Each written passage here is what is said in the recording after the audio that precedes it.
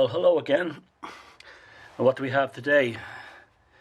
One of the joys of buying lots is that you get the most unexpected things arrive in them. And I bought this from a lot from Germany a good while ago, and it was inside a plastic bag at the bottom of the box.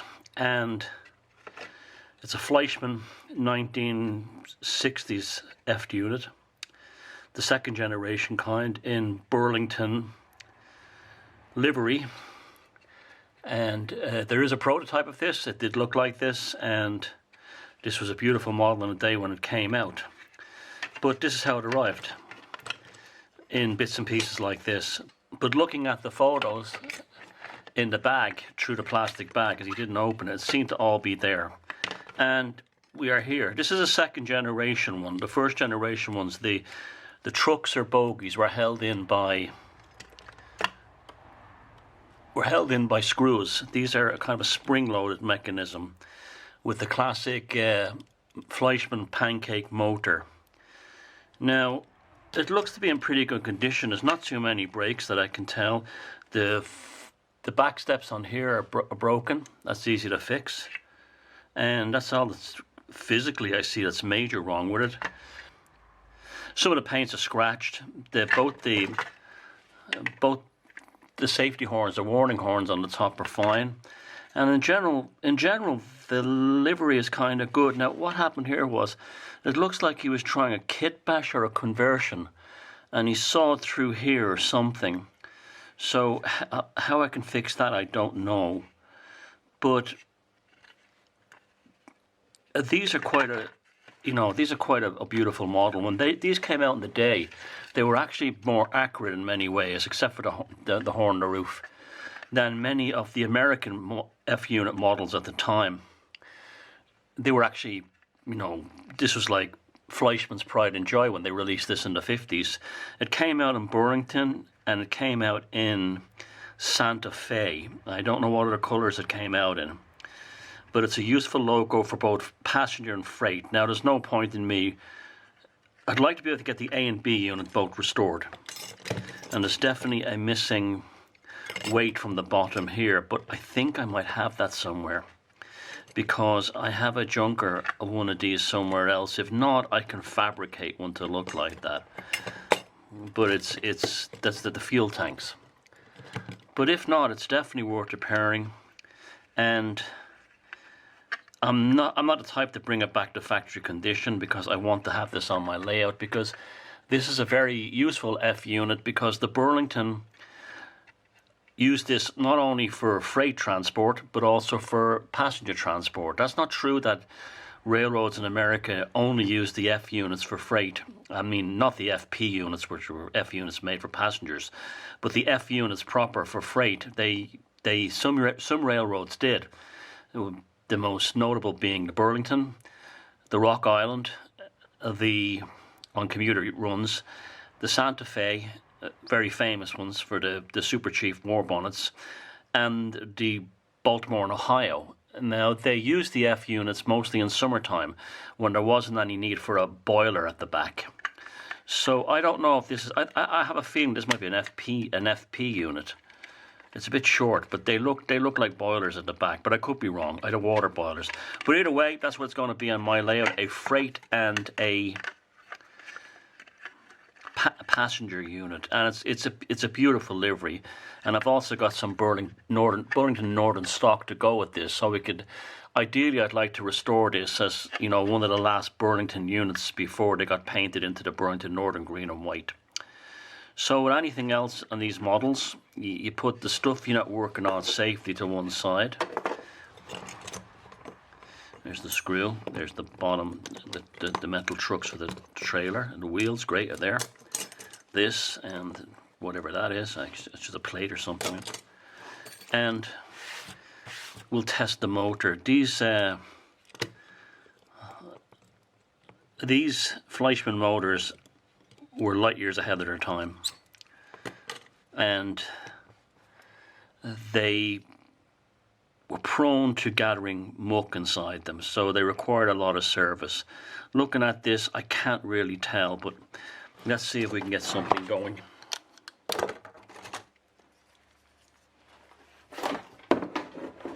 I've got a power supply here somewhere. Well, there you have it. It runs. It's very noisy, and that's gunk inside it. Well, that's promising. Now, the previous owner had this. I'd put American-style KD couplers on it. So, what I usually do with my F units is I put a KD on the front, on the cowcatcher pilot end. I see there's another brake there as well that will have to be fixed. And on the back, a horn and hook. So a horn and hook I'd put here on this end. So that way, because I have both KDs and horn hooks, and I like both coupler systems. I'm not interested in switching. Doesn't interest me. I like to watch trains running around through scenery. So I'll go to extremes not to open up a motor. What I try to do is to find a way to clean it without opening it up. And what I like to do, I will open the motor up as a last resort. As a last resort, I'll open the motor up. But what I like to do is I like to clean the whole motor in jewelry cleaner. That will clean out all the grease and gunk, and also clean the armature. Then I spray it with contact cleaner, and then finally I'll change the brushes, or at least if the brushes need changing, I'll change them. Okay, the first thing is we put it in the jewelry cleaner. I have the jar of jewelry cleaner here. You can buy this stuff anywhere. It's all the same. You can buy it quite cheaply at many, even DIY stores, not just jewelry stores, and it's safe on plastics, and I don't know how it works, but it's magic. So I'm going to put the motor bogie in its entirety, and it does not affect electrical conductivity, so we'll just let it run. So what it's doing now is the jewelry cleaner has been taken by the motor into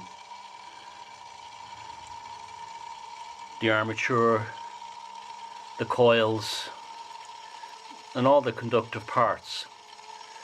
It is also stripping corrosion off the wheels, and it will not affect the plastic or nylon in any way.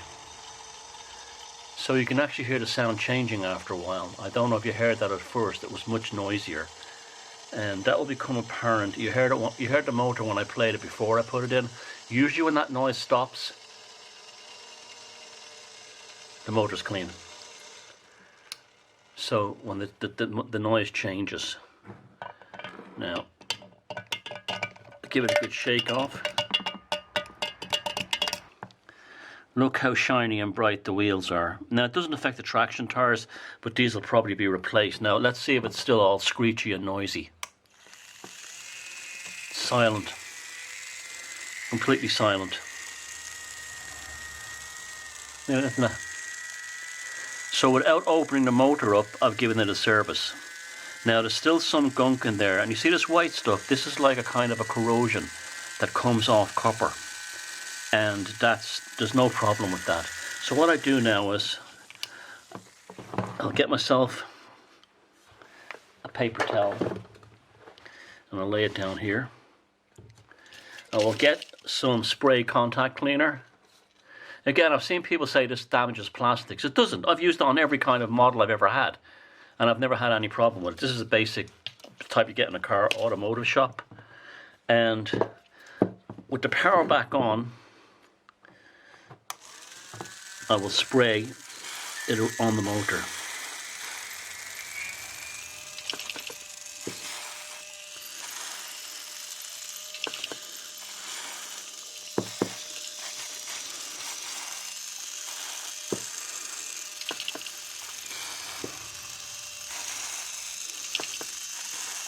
It's nearly gone, this one, but you get the idea. You can run your wheels on the towel to give them a quick clean while you're here.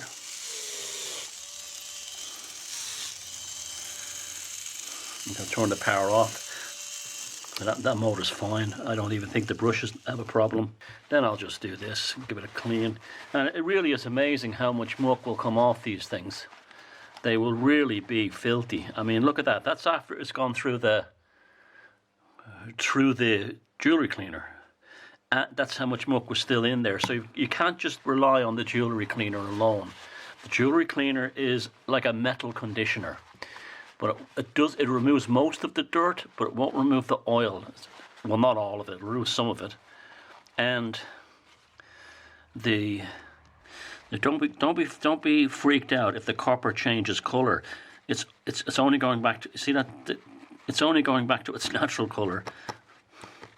There's no damage being done to the actual metal or its electrical conductivity or anything. And there you go, an over 60-year-old motor been repaired. You can get your Q-tips and go in here. Don't do this while the motor is running, because you can catch the Q-tips in the gears, and they're a nightmare to remove. And do this kind of, get in there, get the gunk out. And we're going to give this one more spray with the contact cleaner. But this is just wiping it with the Q-tip just to remove the more stubborn ones, the more stubborn things. Now there's no pickup from the power bogie or the power truck. It comes completely from the pickup. The power comes completely from the trailing truck, the unpowered truck. It's a bit loose, that screw. I'll have to tighten that. A screwdriver somewhere.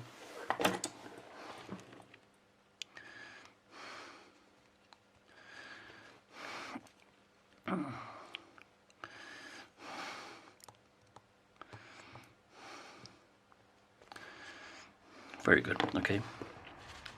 So I'll give it one more spray of the contact cleaner.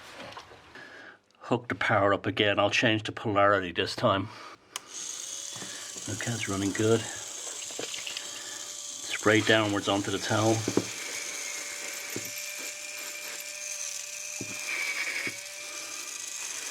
Don't be afraid to go to town with this stuff. Especially that spraying it in the hole, this hole here. There's a hole here at the top. See that?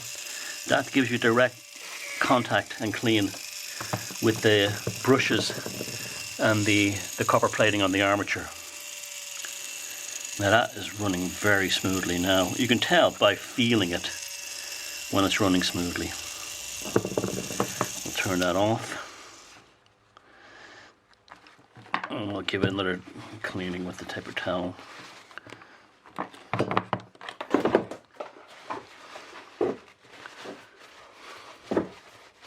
I have a theory that you could clean these things forever and ever,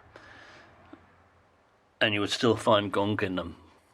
So clean them the best you can without opening them. You're fine. We're going to polish up the wheels and replace the traction tires if they have any problems, but for all intents and purposes, that's ready to go. I mean, some people enjoy opening it up, but I tell you, if I can avoid it, because you can lose brushes. My apology for the abrupt change in camera angle. Wouldn't you know it, the Nikon camera decided to give up the ghost. So at this time, so we'll continue on with this one. So next thing I want to do, I'll put the grease and oil on this after everything is done, because I don't want to get the hands covered in grease and oil while I'm reassembling it. So the next thing I got to do is I've got to at least get the A unit done. So you can see the lugs here for the solder. Now I'm not sure which is left and which is right. I think I can see a bit of the, yes. Fortunately, when this happens, it's always good luck.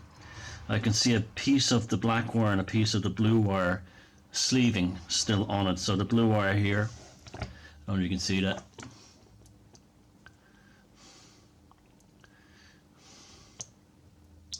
And the black wire here, so that makes the polarity good. So I'm going to extend these wires because the wires that came with them, that came with the model, are too short now because they've been chopped. And so I also want to put directional headlighting in using incandescent bulbs rather than LEDs, like to keep it old school. So I know from seeing new models being opened that this is the front of the locomotive when it runs, the hood end, and this is the back. So the bulb will have to be mounted up here. Now I don't see any contingency for a bulb in here. You see that? Which is a bit weird. Now I suppose I could drill a hole in that, and I might even just do that just yet. But for now, I'm just going to mount the bulb in here, and it'll be the cab that will be lit up. Now, I'll do the positive wire, which is the blue one, first. The simplicity and robust nature of these models always fascinates me, these Fleischmann models. It is German engineering, but it's not complicated at all. Now, I always use flux, and buy the most expensive soldering iron you can afford. There's so many crappy ones you can buy online from China. There's Weller ones that they're unbeatable. The gun type, because the heat is instantly delivered to the tip, and the heat is also more or less instantly stopped. So you're not in danger of burning your plastic bits really, that's with a soldering iron being left on, because it's driven by the trigger. Okay. So into the flux, you melt the flux. The flux helps the solder flow better. Puts them on the tip and bang it off. And then what I usually do is I melt the flux in the container, dip the part of the wire I'm going to solder in, thin this wire with the solder so that the wire looks like this. You see, you need a little blob of solder on the wire. See that? You need that.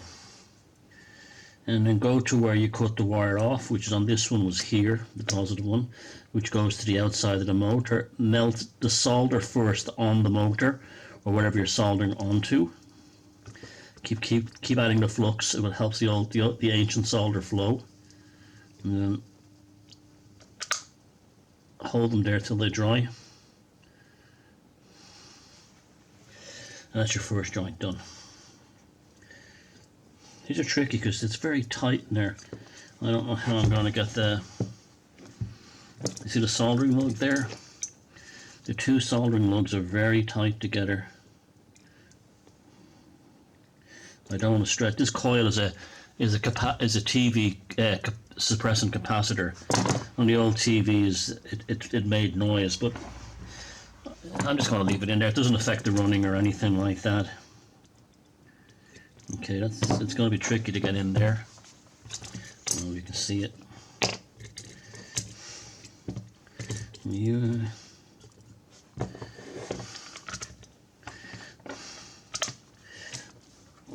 Thin the wire first, like that. This will be tricky, so I don't want to burn anything else in there.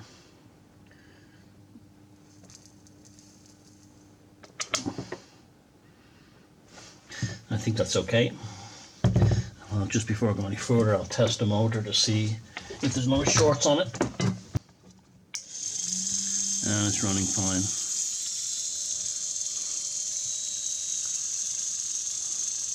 So there's no short. Always check after that initial point when you solder, because you can find that like even a small strand of wire can cross over and short it out, because especially when they're as close as these are. I'm going to add the light bulbs now. Now I have these 12-volt incandescent bulbs, a grain of wheat bulbs, so they throw off a nice warm light, and because they're modern and they're pre-soldered, you don't have to be finicky or anything, and there's enough length to go from the back to the front. So I'm going to solder. At the same time I'm soldering this lug here, I'm going to solder the bulb onto it. And so the wire will go through here somewhere. I've got that upside down.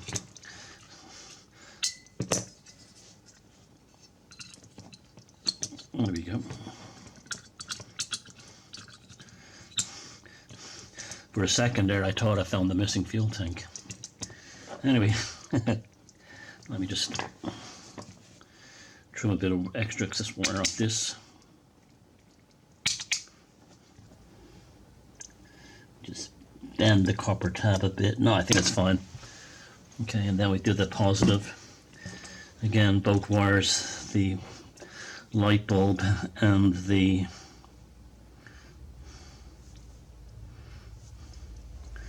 power feed to the ring field motor. Good. That's a soldering finish, hopefully. And now if I put the power to the back wheels, although they might be quite dirty, we'll test it on this side first. Hold on. I'll test it with the two lugs.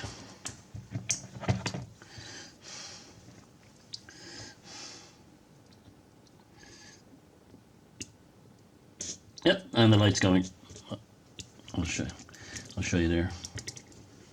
Tested by the wheels. We'll clean that here. There you can see a light bulb, the motor going. I still have to clean the spokey up. And that's the next job. Now, I can see it's quite rusted. And the screw is missing. Well, no, it's still there actually. It's the micro screw, the really tiny one. These lugs on the bottom are for operating accessories on the Fleischmann system. So, what I'm going to have to do is clean these wheels. So the first thing I'll do is I'll hit them with the contact cleaner to get the most off.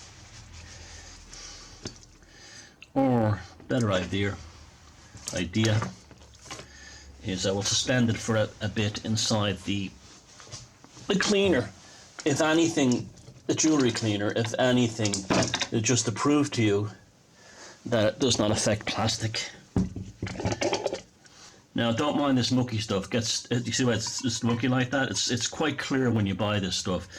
This has particulates. When you let it sit for a while, they all settle down the bottom of the big jar. There's like 4 or 5 of the regular containers in here to fill up this old coffee jar.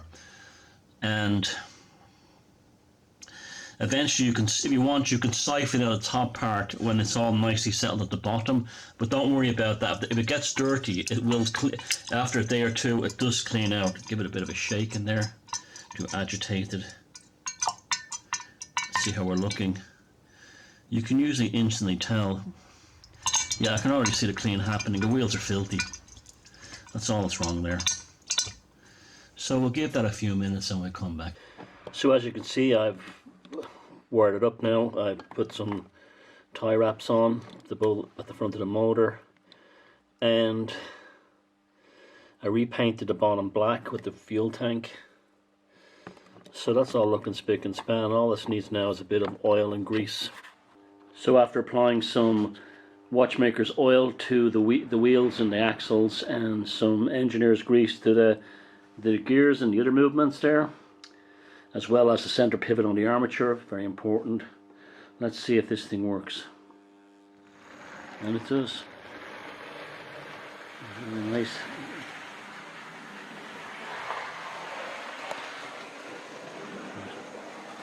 We let it go at full speed first.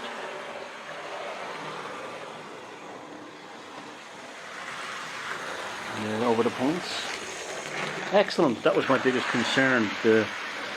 If the flanges might have been too deep for the Tyco points. But no, I'm delighted with how this is. I'll bring it to us and I'll go in the other direction. This is great actually.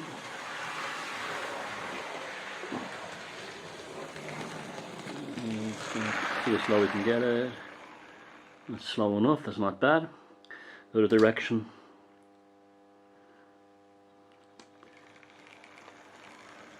Yeah, that's not bad at all. Over the dead front points.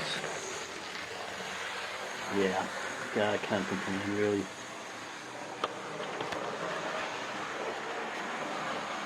That's great. So over the points in both directions, no problem. The bulb is nice and bright.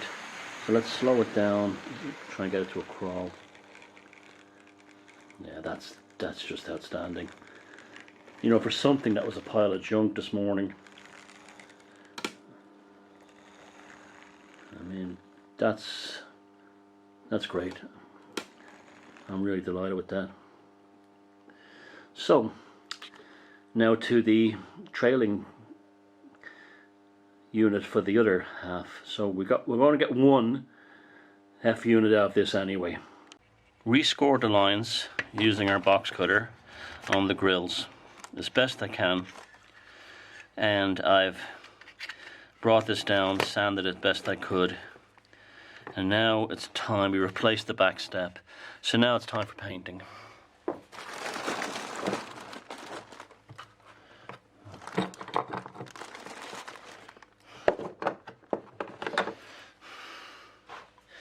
So I'm using Vallejo Basic Silver to start now. This will be toned down and it'll be thinned out as I'm brushing it on. There's no great science involved, using the Tamina X20A acrylic thinner. All good, it should be fine. Now, I'm not picky about what I use for a paint palette thing. I use one of these all plastic boxes. I just wipe it off. Always have your handy wipes at the ready. And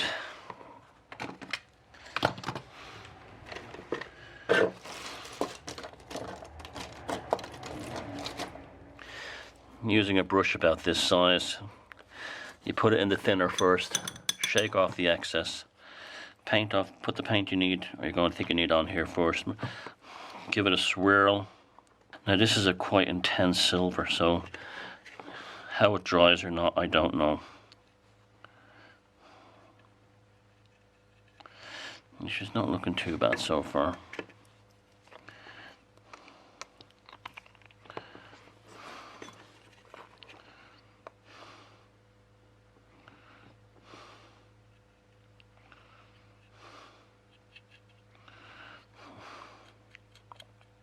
Now you can see there's a line here on the Burlington, and you can see some yellowing from the decal, but I'm not bothered by that on this side. There's a bit of a scratch here. It's a paint flake, it just came off. I'm not bothered by the yellowing of old age so much. And there's a bit of a scratch here, scratch here, scratch here.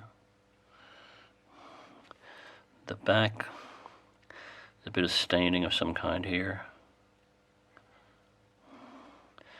Now this all seems like it's going to be a problem. Actually, I think they're supposed to be painted black.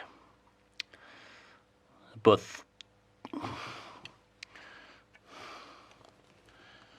you can see there's a bit of under the numbers there. Okay, now I'll do the repair at the top. This will be the moment of reveal to see how good the repair is. Oh, look at that, it's not too bad at all. Not too bad.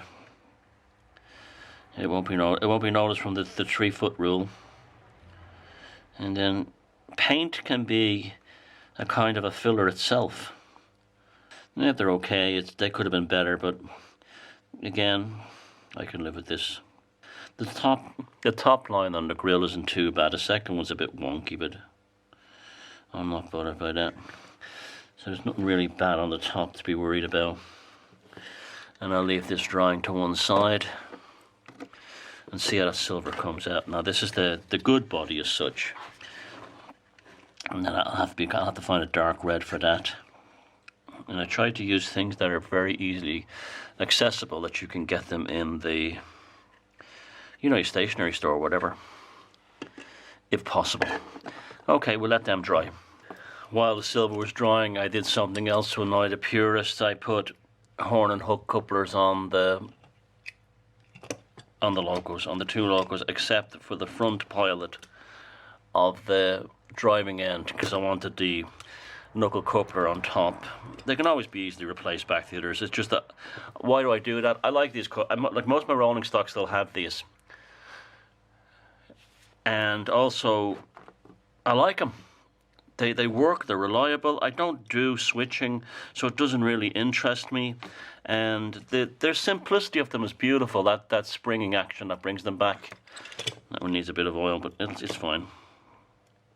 The springing action that brings them back to the center, actually it's the screw. That's loose.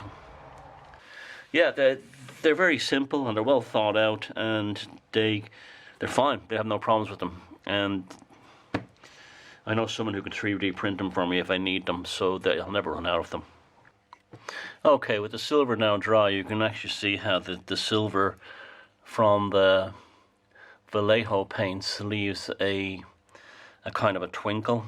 That will be toned down or hidden under the gloss of the varnish when I put that on. So the next thing is I gotta fix that red. Now there seems to be two types of red here. There's a darker red on the side bands, but the red on the decals are different.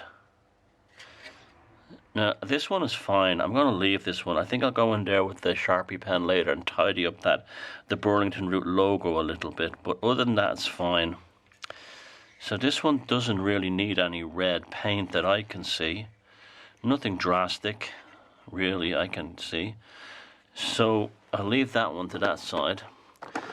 And this one is a different story. It does need the red. Using the Sharpie pen just above, with it, you know, I go over the red here, it's no problem because I'm going to be painting that red anyway. Just to try and reform that line. Best you can get it, not bad.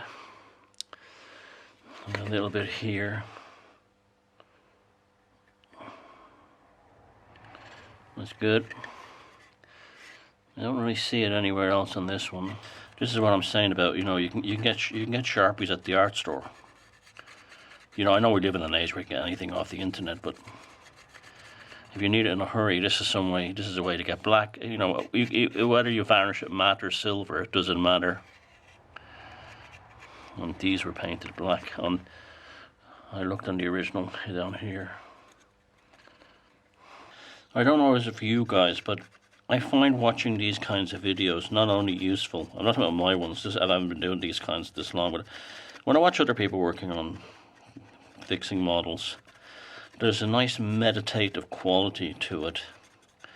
Watching them work on it, there's something relaxing about it. If you had a rough day at work or a long commute home, or you just want to chill out, I like putting on videos by certain channels where, and not just trains, like die-cast and so on, and there's a lovely meditative quality to it. Now this one will be a bit tricky. When you have a situation like, you see this, the Burlington logo there, you see that? That's a tricky one. So all I do is I'll just dab a few dabs just to hide it. I don't see any black anywhere else. It needs fixing. Now one thing I want to do is, they both have the numbers at the front. Unfortunately, this is 1344 and this is 1343, but they both have the numbers 1343. It doesn't matter. It doesn't matter. Fleischmann was hardly going to make a different mold for each running number. So what I like to do is I will make these black. Remember, I'm not going back to factory standard. You can use paint if you want for this. I just like the Sharpie because of the convenience of it. And then I will highlight when the Sharpie dries, I will highlight the actual number in white so it looks illuminated or decaled. I'm a big fan of models, the old models that had embossed numbers on them for this reason. Like, have you ever tried putting microscale decals in these? I know people do it N scale. I find that with the HO, it's really difficult. I don't know how they do it, but good luck to them.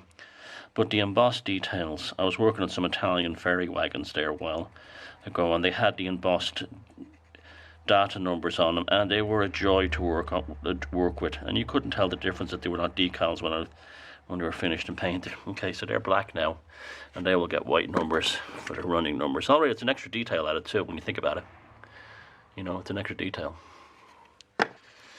So now the red. Now I've got two types of red, and the one that needs the most red is this one here, and I have Vallejo matte flat red, okay, very popular color, and I have Army Painter Dragon Red, which is a darker color. Now that definitely looks, on the painted part here, definitely looks like Dragon Red, but that is a little brighter. So sometimes, you know, you can get away with it. You can do both, or you can mix both together. Sometimes even on the model itself, to get what you're looking for. So we'll try with the Dragon Red first. I'm going on solid here. Yeah, I can already see it's too deep. So I'll just add a smidgen of the Vallejo flat red. And as you go, that's pretty good. There's no way I'm going to be able to paint that yellow line. You see that the yellow line is broken? There. So I will just paint the red over it. And then up there like that. Mixing the two reds. That isn't half bad.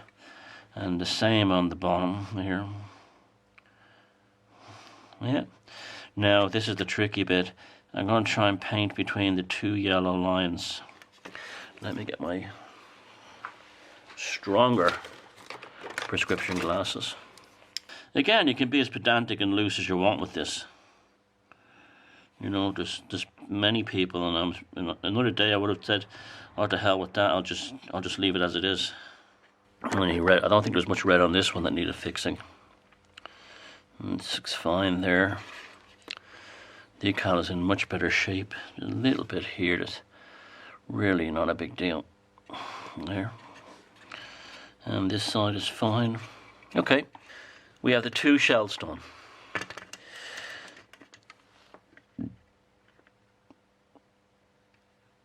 Now I will get the white pen and see if I can highlight. This is not a hard science, this. It doesn't always work out as well as you hope, but sometimes it does. So if I can just get the lettering on this done. So, sorry, Signo. They're called Signo Uniball, and you can get them just about any art shop. And the white ones are great for touching up whites. There's a similar kind of ink as what you get in your Sharpie pens. Good enough. Try to follow the lay of the land. By that I mean the emboss of the number. You will go underneath, but believe me, there's enough of the number shows that it looks fine. You can see I got a little bit in there. But again, pedantic. It's up to you. It's not something that bothers me too much. I mean, I've added a detail here that was missing before. See, one of the reasons that's old models are good. Now, something I'm thinking of doing with these two guys is putting corridor connection diaphragms between them, because I have some spare ones. So the one that I decided was the front one was this one, and that one, yeah, plenty. I think there'll be plenty of room for diaphragms. Too much room. See, since I put the Horner hook clippers on, and the Fleischmann couplers, I tested some and they were even further apart. This one's a little tighter because I had to squeeze out the... I want to put diaphragms between both models. So I do have them in my little bag of tricks somewhere. And you know, it's a huge distance there, but there's not a lot you can do. Actually, that's the correct distance. So just to add an extra detail between the two A units, I want to put these diaphragms in here if I have enough room. I think I do. So let me do that now.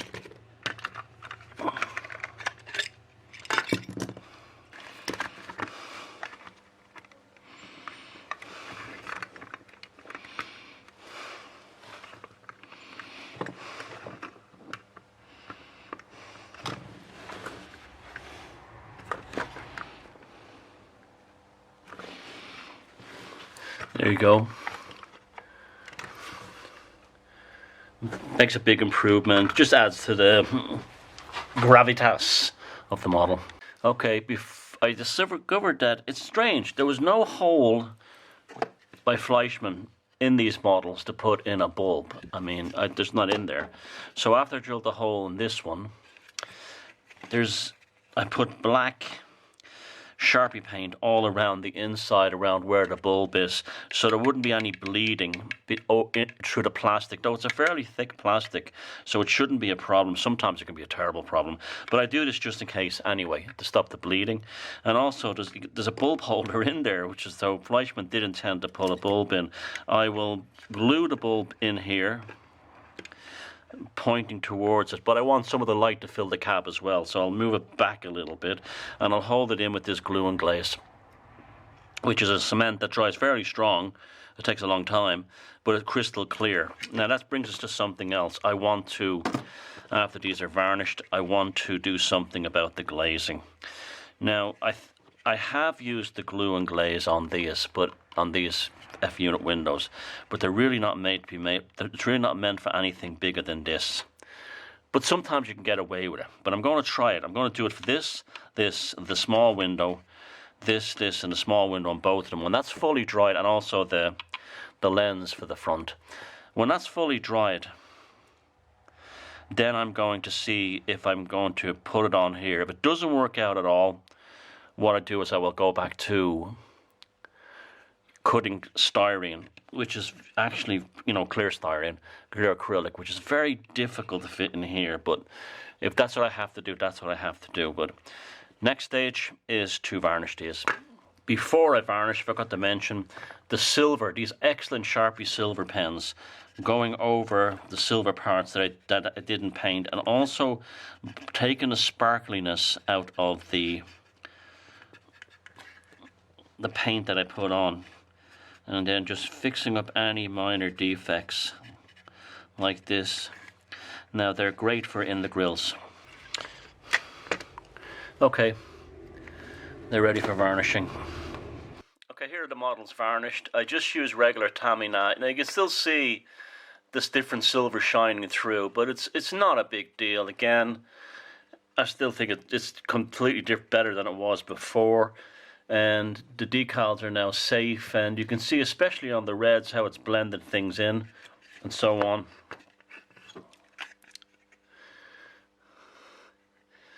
It looks a lot better. This was the damaged side.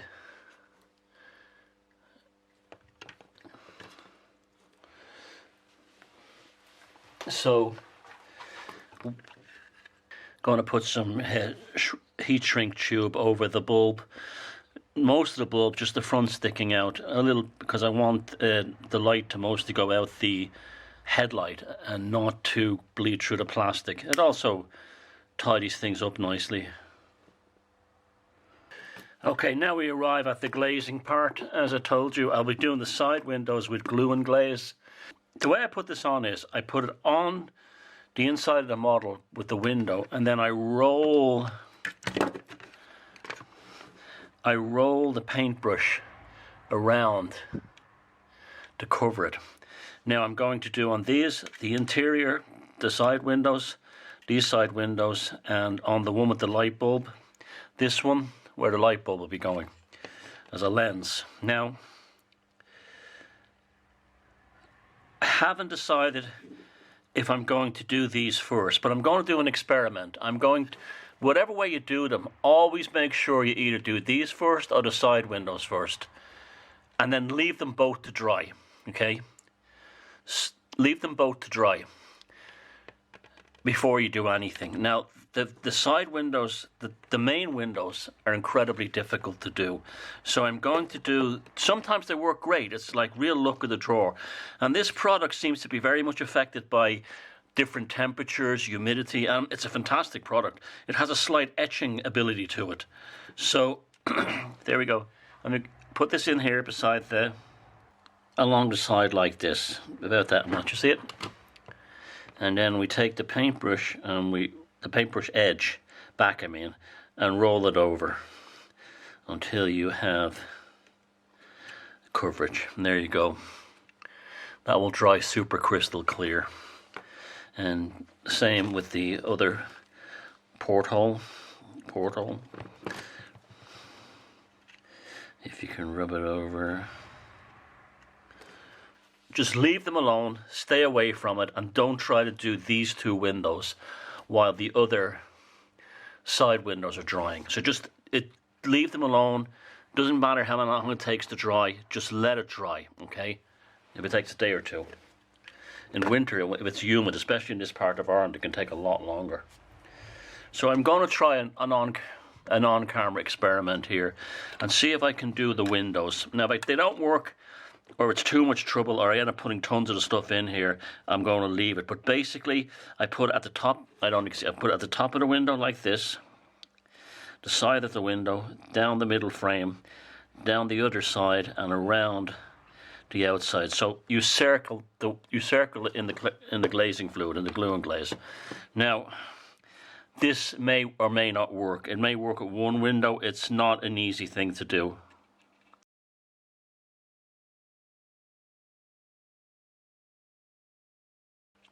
Okay, I got one window. Now, those windows are done. Now, you walk away saying, isn't that fantastic? Am I wonderful? I got the windows done. They sometimes break. So again, don't tackle the side windows until this is dry. Now, if this dries clear and everything and safe, we're laughing. So I'll just leave this to one side. And that wasn't too bad. So there we have it, the final model. I'm semi-happy with the finish. It could have been a lot better, but considering it was a pile of junk before I started, it was not a difficult job to do. I did decide to go with the liquid glazing for the windows at the end. I think mixed results. They're probably meant for smaller scales or small windows. But having said that, all in all, I'm pretty happy with this model. It's no longer dead, it lives. So performance-wise, it actually runs surprisingly well.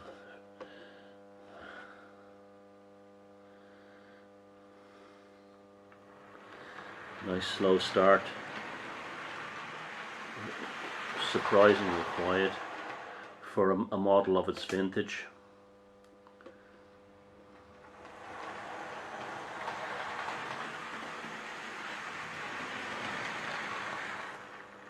Gets down to a nice, well, decent crawl. Considering this thing is going on 70 years old.